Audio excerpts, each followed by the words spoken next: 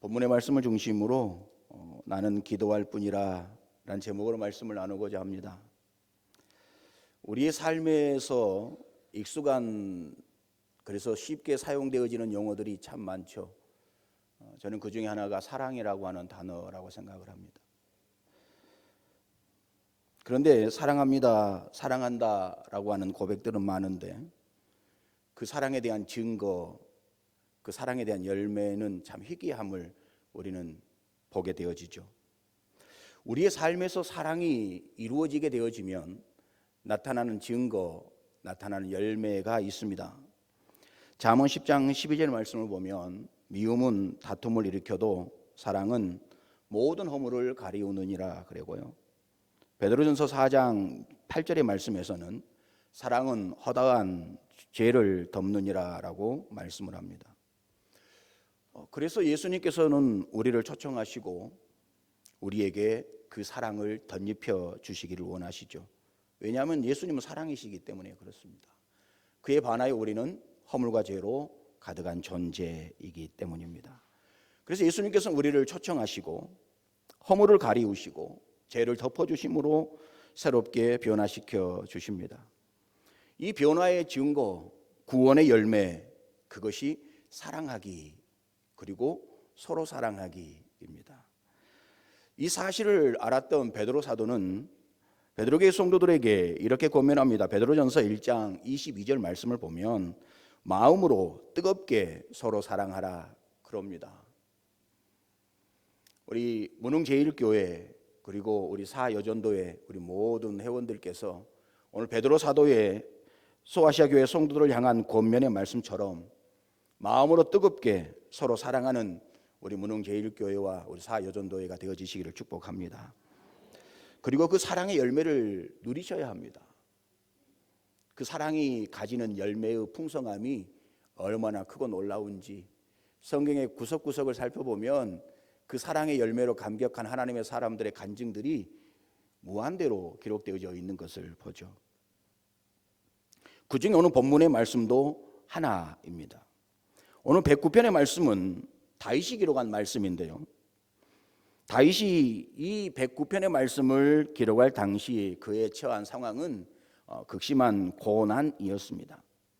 본문에 읽질 않았지만 22절 말씀을 보면 다윗은 자신의 상황을 이렇게 고백합니다. 나는 가난하고 궁핍하여 나의 중심이 상하나이다.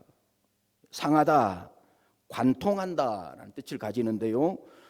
고통의 그 상황을 뛰어넘어 죽음의 공포를 느낌의 상태입니다. 다윗은 원수들 앞에서 그리고 현실의 문제 앞에서 너무나 연약했습니다. 마음은 상할 대로 상하였고 그러므로 육체는 상할 대로 쇠약할 대로 쇠약해져 있는 상황. 결국은 죽음의 공포를 느끼면서 자신을 되돌아볼 때에 석양의 그림자에 불과한 존재. 소망이 없는 것이죠. 돌파구가 보여지지 않는 상황입니다. 그러면 이제 게임은 끝난 것이겠죠. 그런데 성경을 가만히 읽어보면 이 상황을 계기로 다윗에게 새로운 반전이 일어나는 것을 보게 되어집니다. 본문 4절의 말씀을 보면 나는 사랑하나 그들은 도리어 나를 대적하니 나는 사랑하나 그들은 도리어 나를 대적하니 다윗이 처한 상황뿐만 아니라 오늘 저와 여러분에게서도 보편적으로 경험할 수 있는 상황입니다. 나는 사랑하기를 원하는 데에 저들은 나를 대적하는 상황.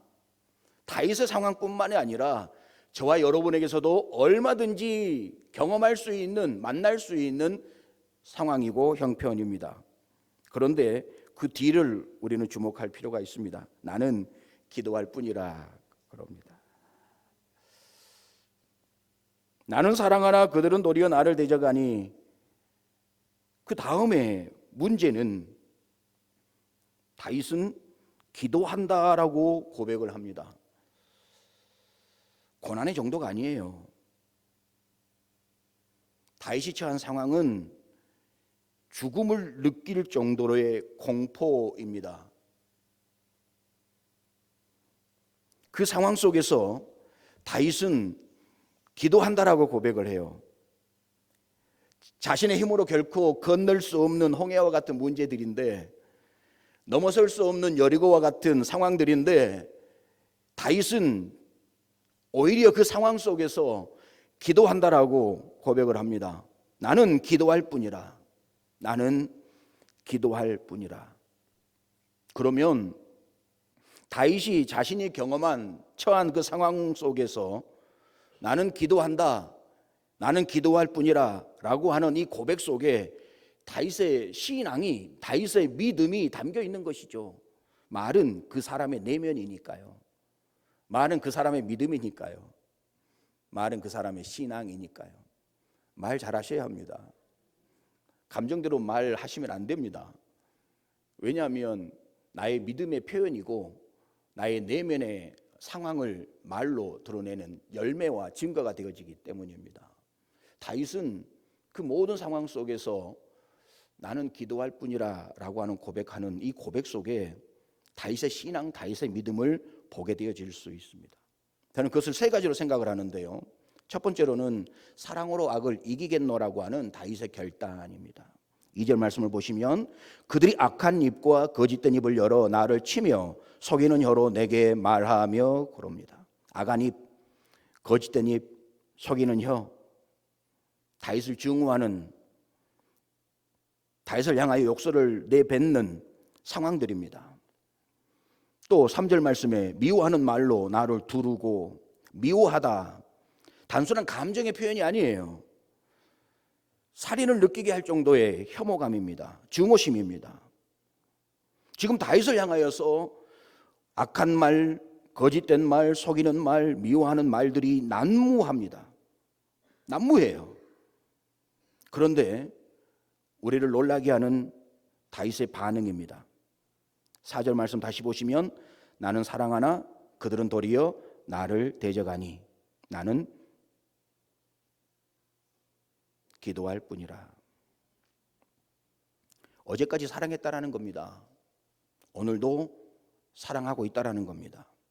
그리고 내일도 사랑하겠노라고 하는 그 마음이 꺾이지 않도록 기도하겠다라고 하는 다윗의 결단입니다. 우리는 사랑하기를 원합니다. 사랑하려고 힘쓰고 애씁니다. 하지만 현실은 그렇게 녹록지 않죠. 나의 사랑을 보이기 위한 현실은 녹록지 않습니다. 예수님이 보여주신 그 십자가의 사랑, 절대적인 사랑이죠. 우리를 향하신 사랑이 얼마나 크고도 놀라우신지 몰라요. 그런데 우리는 그 예수님의 십자가의 사랑을 이야기하지만, 말하지만 우리의 삶의 증거는, 우리의 삶의 열매는 절대적인 것이 아니라 조건적인 경우로 바뀌어질 때가 허다합니다. 주고받는 사랑이어야 하고 주고받는 용서이어야 합니다. 나만 사랑하면 안 되는 거예요. 나만 사랑하면 억울하고 왠지 손해를 보는 것 같고 내가 부족한 것 같고, 그래서 내가 사랑하면 상대방도 나를 사랑해 주어야 하는 겁니다. 내가 용서할 테니까 당신 나를 용서해야 한다라고 하는 그 조건부적인 사랑들이 우리에게 보여지는 사랑의 한계입니다. 하나님은 우리에게 말씀하시죠. 로마서 12장 7절에 17절에 아무에게도 악으로 악을 갚지 말고 모든 사람 앞에서 선한 일을 도모하라. 그리고 18절의 말씀을 보시면 할 수 있거든 너희로서는 모든 사람과 더불어 화목하라 라고 말씀을 해요. 참으로 실천하기 어려운 믿음의 요구입니다. 그래서 나는 기도할 뿐이라 다짐하고 외치는 다윗의 이 고백이 우리의 마음을 울리죠. 나는 사랑하기를 원하나 나를 대적하는 그 사람들 앞에서, 원수들 앞에서 그들을 위하여 내가 할 수 있는 것들이 무엇일까 고민하고 갈등하고 혼란을 겪었던 다윗이 나는 기도할 뿐이라고 하는 고백이 나오기까지 그냥 되어진 고백일까요? 우리 다 해봐서 아는 문제들 아닙니까? 내가 누군가를 사랑하려고 할 때에 쉽게 사랑이 되던가요? 누군가를 용서하려고 할 때 쉽게 용서가 되느냐 말입니다. 사랑하기 위하여서는 끊임없이 내 안에 내적 갈등이 일어나야 하고, 용서의 말 한마디 내뱉기 위하여서는 끊임없이 내 마음에 숱한 갈등이 일어나야 합니다. 어쩌면 십자가를 지고 가는 길이 더 쉬운 일인지도 모를 정도로 내 안에서 우리는 숱한 갈등과 혼란을 겪어요. 그러면서도 사랑한다라고, 용서한다라고 말은 해요. 미국의 소설가인 마크 트웨인이라는 작가가 있는데요, 사랑의 문제로 한때 성경 읽기를 포기했다라고 하는 간증을 한 적이 있습니다. 그는 이렇게 이야기를 해요. 성경 속에 기록된 기적에 대한 이야기들은 쉽게 믿을 수 있었습니다. 그런데 원수를 사랑하고 선으로 악을 이기라는 말씀은 양심상 괴롭고 아무리 생각해도 실천할 자신이 없었습니다. 그래서 더 이상 성경을 읽을 수가 없었습니다. 사랑하는 성도 여러분, 저와 여러분은 어떻습니까? 나를 향하여 악하고 거짓되고 미워하는 말을 쏟아내는 사람이 있습니다. 심지어 그 상대가 믿음의 공동체 안에 한 지체라고 한다면 그 사람을 사랑하고 그 사람을 용서하고 그 사람을 아무런 조건 없이 품을 수 있다고 하는 것은 고통스러운 문제이죠. 고통스러운 문제입니다. 로마서 12장 21절에 악에게 지지 말고 선으로 악을 이기라, 바울이 로마 교회를 향하여 외치고 부르짖는 말씀입니다. 악에게 지지 말라, 선으로 악을 이기라. 원수를 사랑하는 것, 내게 펼쳐지는 상황 속에서 나의 믿음을 지키는 것, 그게 지식으로 가능한 문제냐는 것이죠. 경험으로 가능한 문제이며 우리의 가진 인격으로 가능한 문제인가? 불가능한 것들이죠.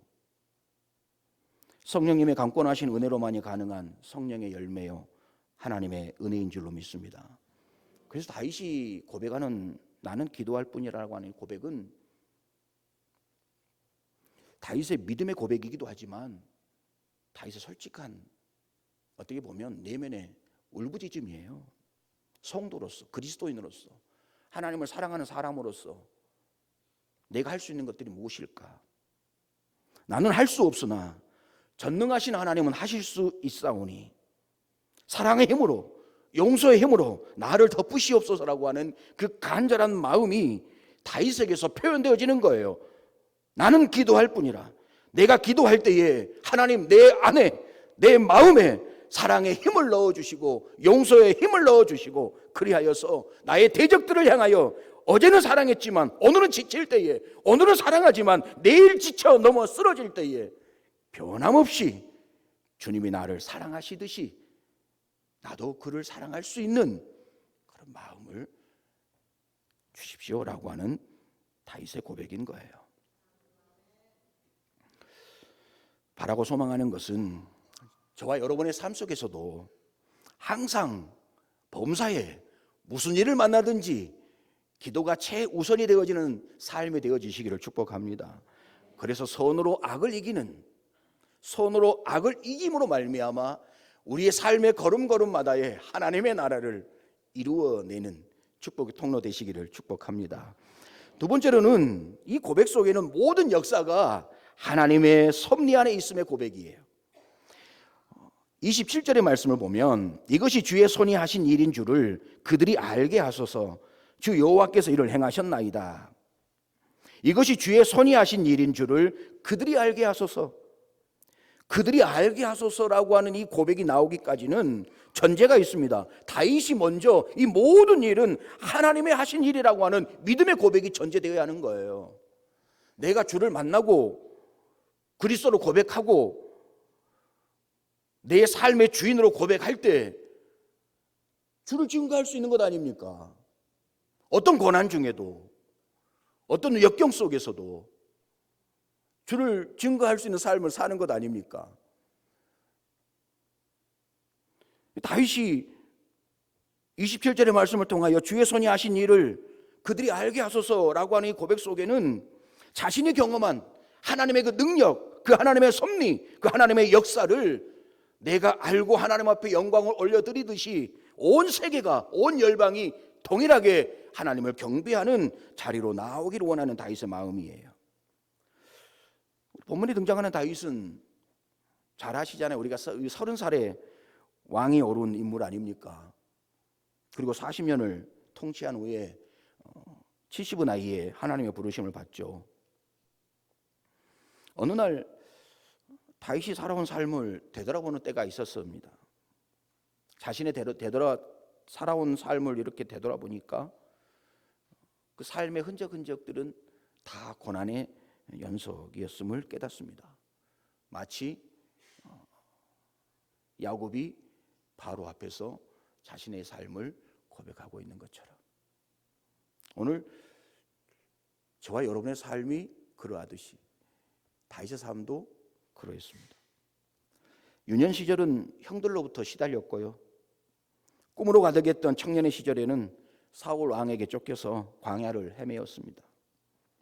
왕이 오른 후에는 사랑하는 아들이죠 압살롬의 반란으로 광야를 또한 떠돌았고 숱한 크고 작은 가정사로 하루하루 눈물의 나날을 보내야 했습니다.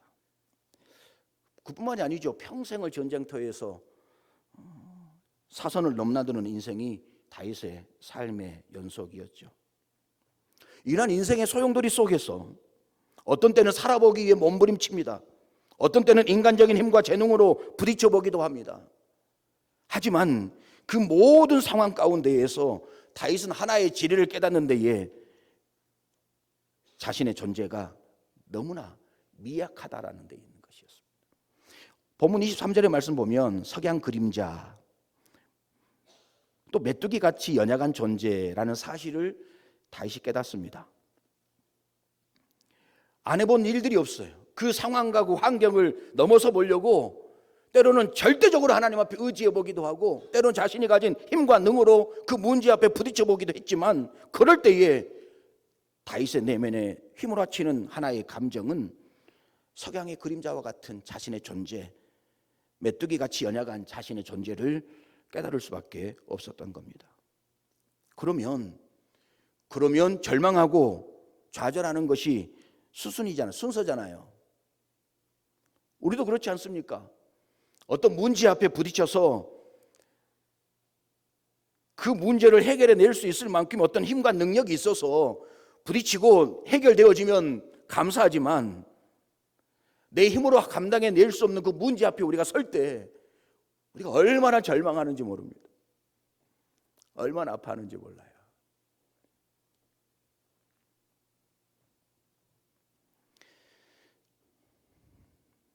절망은 그렇게 찾아오는 겁니다. 좌절은 그렇게 찾아오는 거예요. 내 힘으로 할 수 있는 문제라고 하면 우리는 절망하지 않습니다. 넘어서고 해결하고 말죠. 내 힘으로 할 수 없기 때문에 우리는 절망하는 것이고 내 능력 밖의 문제이기 때문에 우리는 좌절하는 것이죠. 그래서 많은 사람들이 죽음을 선택하는 이유도 거기에 있는지도 모르겠습니다. 그러면 다윗은 석양의 그림자에 불과하고 메뚜기 같은 자신을 바라보면서 다윗도 선택해야 할 길이 방법이 보편적으로 사람들이 걷는 그 방법을 선택해야 하지 않겠나. 그게 우리의 생각이지 않겠습니까? 그런데 다윗은 절망하지 않습니다.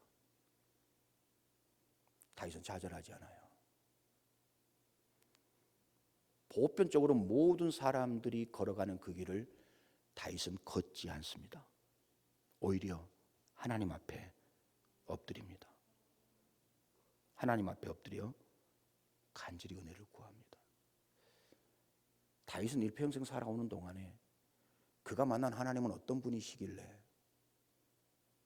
보편적으로 모든 인생이 걸어가는 모든 인생이 경험하는 그 상황, 그래서 답이 나오는 좌절하고 절망하는 그것밖에 방법이 없는 길이 없는 그 상황 속에서 다윗은 절망이 아닌 소망을 좌절이 아닌 용기를 가지고 일어설 수 있는 능력은 그가 알고 있는 하나님으로 말미암아서인 것을 성경은 이야기하고 있는 거예요.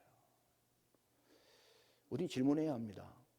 다윗이 알고 있는 하나님, 저도 알고 있고 여러분도 알고 계시고, 다윗이 믿는 그 하나님 저도 믿고 있고 여러분도 믿고 계시고, 그러면 결과물 앞에서 다윗의 그 하나님을 향한 경배와 찬송이 오늘 저와 여러분의 삶에서의 경배와 찬송이냐, 하나님을 향한 소망으로 충만한가, 감사로 충만한가, 우리는 생각해 보아야 합니다. 사랑하는 성도 여러분, 우리의 삶은 고난의 연속입니다. 크고 작은 고난으로 숨이 막힐 지경이죠. 우리의 각 개인사도 그러하고요, 우리의 가정사도 그러합니다. 우리의 교회사도 그러해요. 문흥제일교회가 너무 좋아요. 저희는 예배당이 없어서 지금 오늘이 9월 1일 주일이니까 작년 12월 10일 그 날을 시작으로 떠돌이 생활을 하고 있습니다.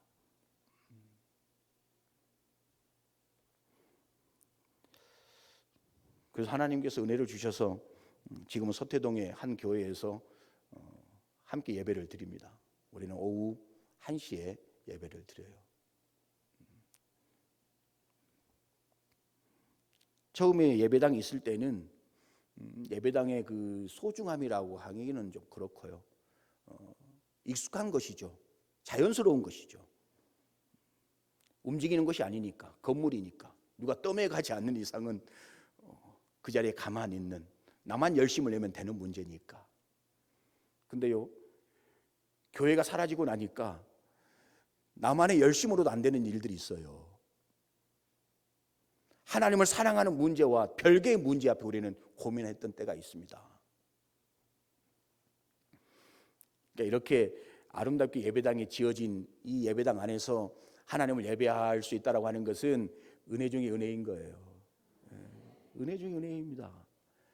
믿음의 어른들, 먼저 문흥제일교회를 섬겼던 믿음의 어른들의 눈물과 땀이 지금의 교회에 저는 기반이라고 생각을 합니다.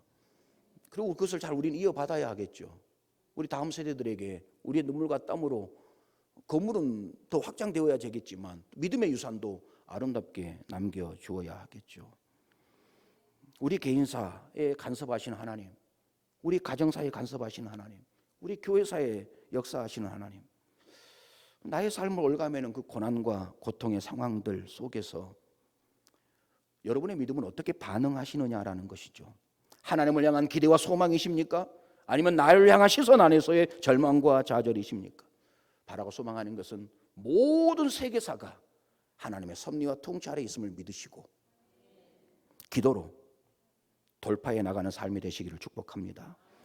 세 번째는 앞으로도 기도로만 살겠다라고는 의지의 표현이에요. 4절 말씀을 다시 보시면 나는 사랑하나 그들은 도리어 나를 대적하니 나는 기도할 뿐이라. 여기 나는 기도할 뿐이라 라고 하는 원어의 뜻은 나는 기도다라는 거예요. 나는 곧 길이요 진리요 생명라는 예수님의 고백. 예수님은 길이시라는 것이죠. 예수님은 진리라는 것이죠. 예수님은 생명이라는 것이죠.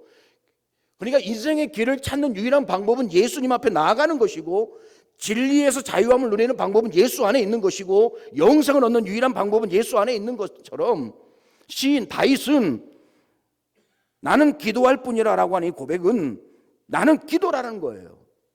내가 곧 기도요 나의 삶의 전부가 기도라고 하는 뜻의 의미입니다.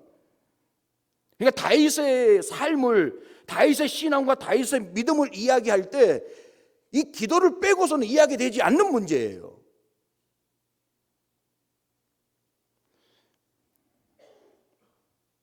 해바라기를 보신 적 있지 않습니까? 해바라기는 태양이 떠오르기 전에는 자신의 머리를 땅으로 향하고 있습니다. 그리고 태양이 떠오르면 자신의 머리도 태양이 떠오르는 태양을 향하여 세우고 태양을 향해 들어올리고, 하루 종일 해가 움직이는 방향을 따라서 자신의 얼굴을 따라 돌리는, 그리고 또 해가 지면 또 고개를 숙이는 해바라기의 특징입니다.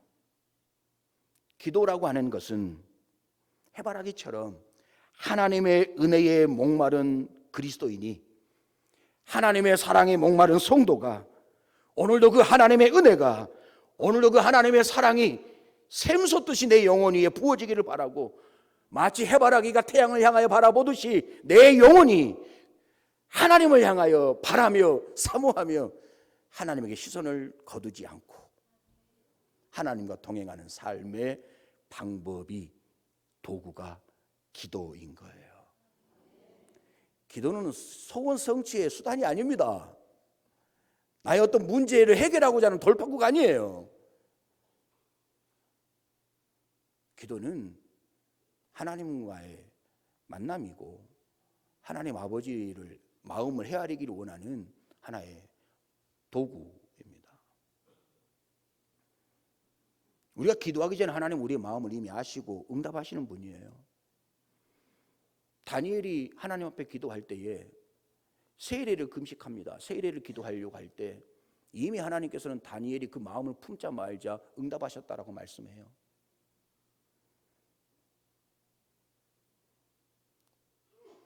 하나님 우리의 기도의 행위에 시선을 두시는 게 아니고요, 우리의 마음을 바라시는 거예요.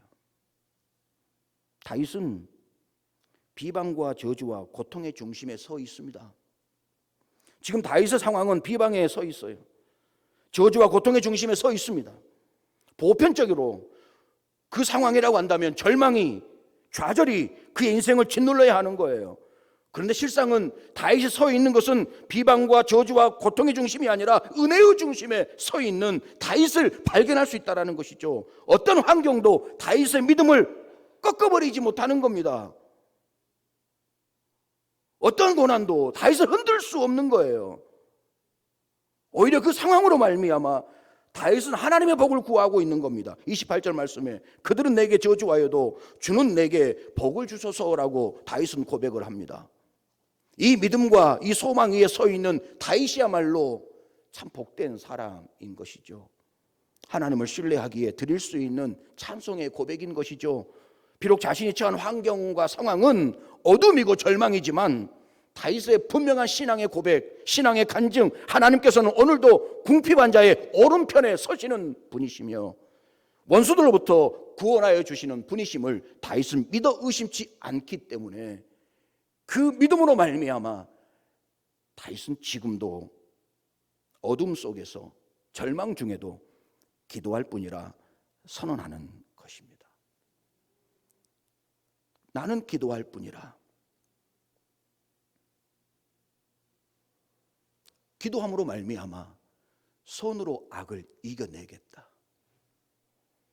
하나님의 섭리와 통치 아래 경배하겠다.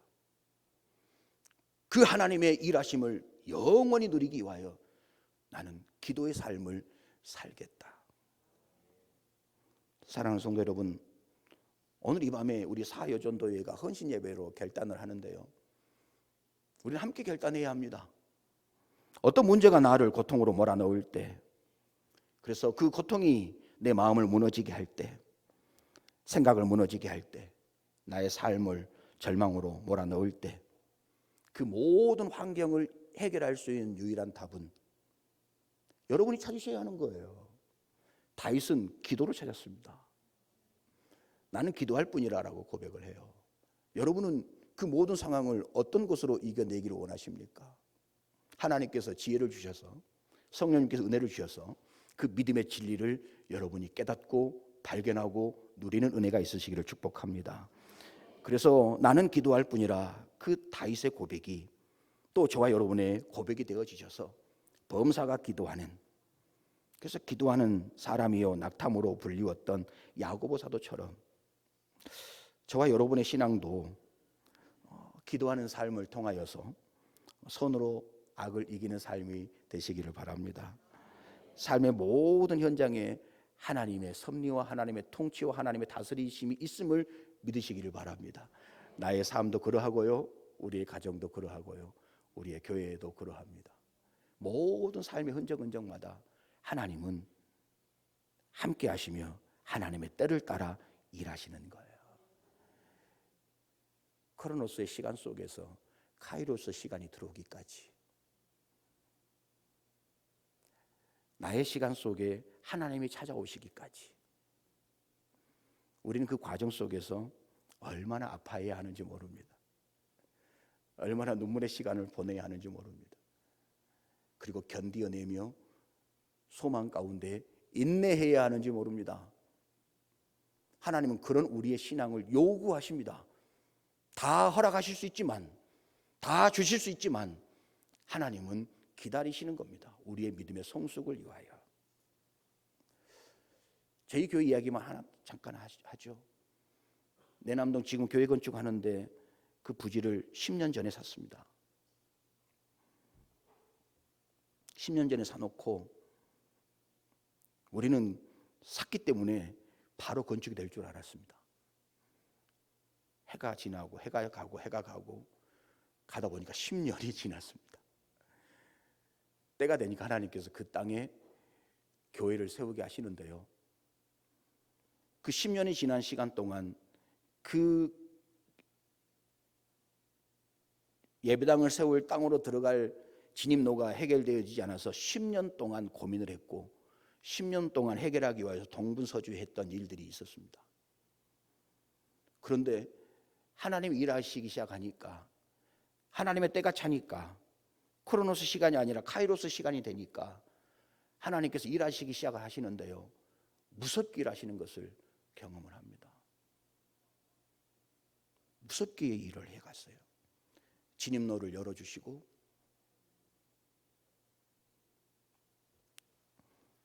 아무튼 그래요. 가는 과정이 은혜입니다. 여러분의 삶에 가는 과정이 하나님의 은혜이시기를 바랍니다. 그래야 숨을 쉴 수 있는 거예요. 그래야 숨을 쉬어요. 하나님 은혜 아니면 우리가 어떻게 숨을 쉽니까? 나를 바라보아도 그렇고, 우리의 가정을 돌아보아도 그렇고, 우리 자녀들을 보아도 그렇고, 숨이 막힐 일들로 가득하지 않습니까? 그런데 하나님 은혜가 나를 숨쉬게 하는 겁니다. 그 은혜가 얼마나 놀라우신지 바라고 소망하는 것은 그 하나님으로 말미암아, 그 하나님의 은혜의 풍성하심으로 말미암아 여러분의 호흡이 강하여지시길 바랍니다. 그래서 그 마라톤을 경주해도 완주해도 심장이 에너지가 아직도 남아있을 만큼 나의 삶의 예배가 되어지고, 나의 삶의 기도가 되어지고, 나의 삶의 주의 복음을 전하는 전도자의 삶을 살고, 그 과정 속에 사단 마귀가 나의 그 모든 믿음의 행위를, 하나님 앞에 나아가기를 원하는 그 모든 믿음의 행위를 가로막고 고난 가운데에 집어넣고 몰아넣는다 할지라도 다윗의 고백처럼 나는 기도할 뿐이라는 이 간구한 기도의 간구 속에 다윗이 하나님의 영광을 잃지 않고 승리하는 것처럼 저 여러분의 삶의 걸음걸음도 하나님과의 긴밀한 만남의 시간들을 통하여 여러분의 삶이 하나님의 나라 되어지시고, 여러분의 삶이 그 하나님의 나라를 증거하는 축복의 통로 되어지시기를 주의 이름으로 축원합니다.